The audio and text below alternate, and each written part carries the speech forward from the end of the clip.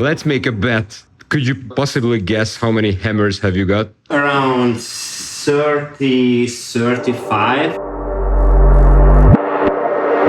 If you are correct, then I'll buy you 3 beers tonight, okay? Deal.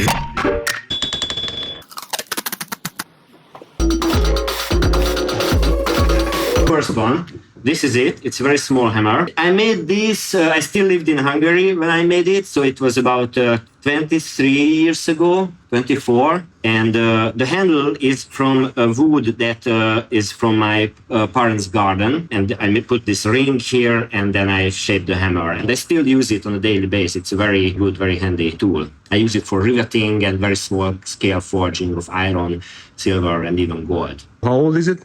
24. It's an adult now. Yes, yes. And then later I collected quite a lot of other ones. These are more for steel forging.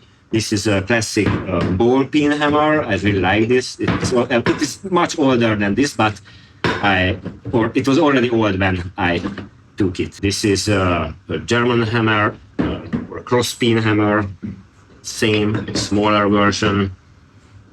This one is again for steel forging, and it's a so-called dog head hammer, but they also use it in Japan, and it's very comfortable for forging steel. I have other ball peen hammers, but these are polished and very smooth, and I only use this for silver or gold. They are from England, and I really like them. I have 2 sizes. This is another small-scale forging, similar to this one, but better to have more. This is a classic chasing hammer that is used not to hit the piece what you want to forge, but with this you hit a tool. And it's called chasing hammer? Chasing hammer.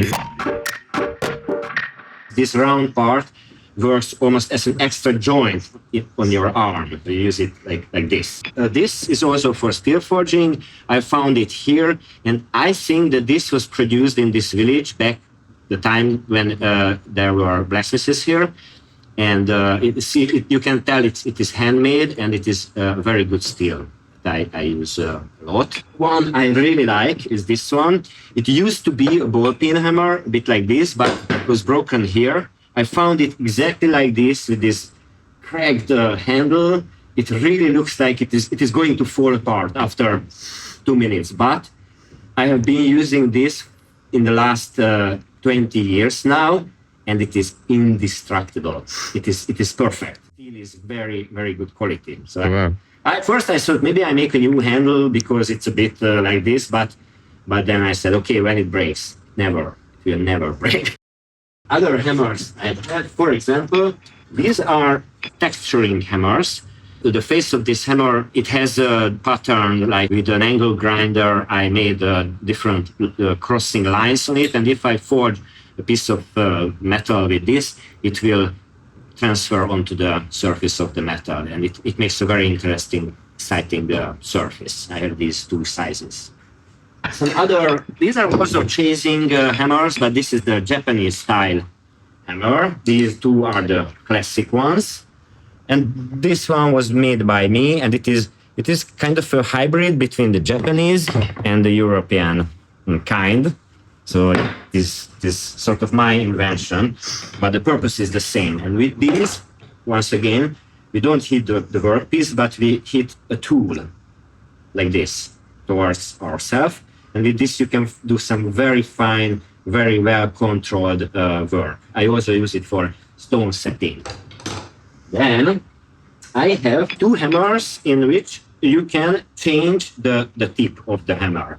So you can loosen this screw, and here you can fix different materials.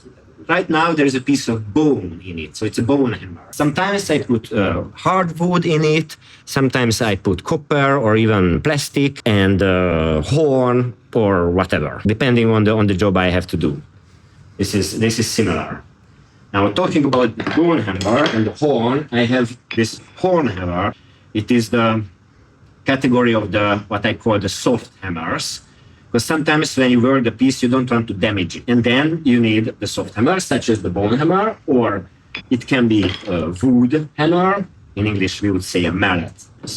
This is a very small wood hammer. These are soft hammers. This is also handy because you can hit a very hot piece of steel, like red hot, and it will burn a little bit the wood, but it won't make stinky smoke like. Almost forget. This is a nylon hammer. This is also a very useful soft hammer. But if you work hot steel with this, it will burn and melt and stink. So wood is better for this. Other soft hammers I have.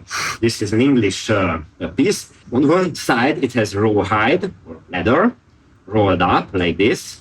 It's quite hard, but softer than wood. On the other side, it has a copper insert. This is a very classic type, like this. Then, one more soft hammer is this. It is a copper pipe, and I melt brass in it, inside. So it became a hammer like this, and it is also a fairly soft hammer, softer than steel. Now, this is another copper and brass hammer, like copper alloy hammer, a bit like the dog head, but it was a branch like this. I pulled it on the branch. This I don't really use, but I love the shape. It is from France, and as far as I know, this is for stone carving. But sometimes I use it for texturing because it really feels, good. But I don't use this so often. Okay, one more wood hammer because two is never enough. And then one more texturing because you never know. This one, I call it a friendship hammer because the head is made out of bloom iron, made by my dear friend Adam Thiele. Together we forged it, and I made the handle.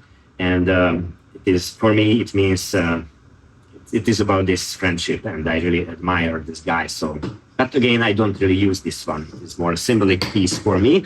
And finally, I have, that will be the end.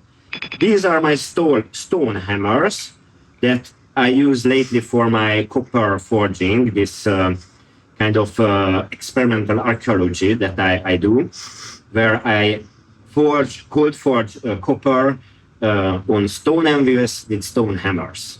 I have these slightly bigger ones, and then I have, this is also a little bit bigger, and these are for traveling. You still don't want to go out without the hammer. So this is a tiny one, and I think more or less that's all. That's the stock. Oh, I almost forgot this one. This is a wannabe Japanese hammer, but it is poor little thing. It is not very well made, but I still like it because it was a gift from a dear friend of mine, Daniela, and she brought it for me from a trip from India. And of course, I treasure it, but I use more the Japanese ones, the others. Okay, so I just counted them. Remember, I guessed 35, and it turned out to be 34, but I just realized that I've forgotten another stone hammer.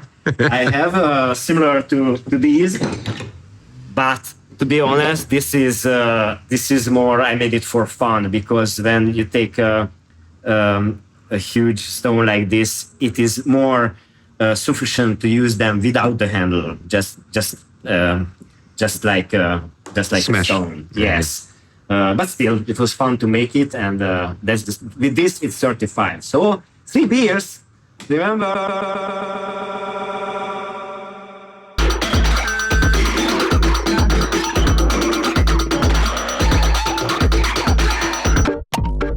Van egy titán, egy kalapon, én a tégla járban lakom.